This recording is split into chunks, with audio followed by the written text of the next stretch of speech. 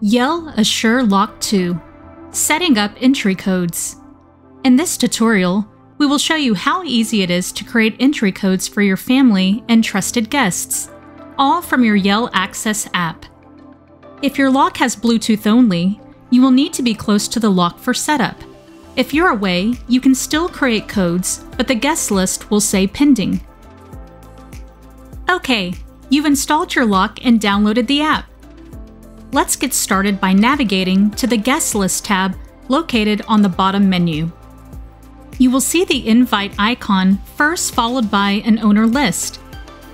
Tap on your name in the owner list. An entry code has been assigned to you that you can change at any time. Now let's go back and invite a guest. Tap the invite icon and choose either App Access or Entry Code Only. What's the difference? App Access gives your guests the added benefit of using the Yale Access app. Choose App Access.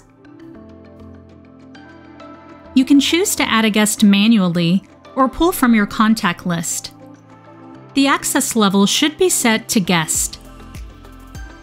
In the final step, you can set the app access schedule to Always, Temporary, or Reoccurring.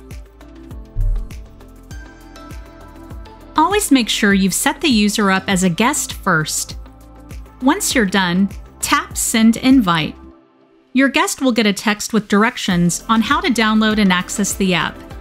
And if your guest already has a Yale lock, the lock will automatically appear in their keychain. Want to only text someone an entry code with no app download needed? When in your guest list screen, tap Entry Code Only. Enter the name of the guest. Choose the access level for your guest. Again, you can choose Always, Temporary, or Recurring. Create a code and save.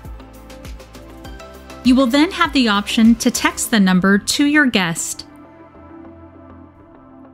You're all set up! Enjoy your new Yale Assure Lock 2.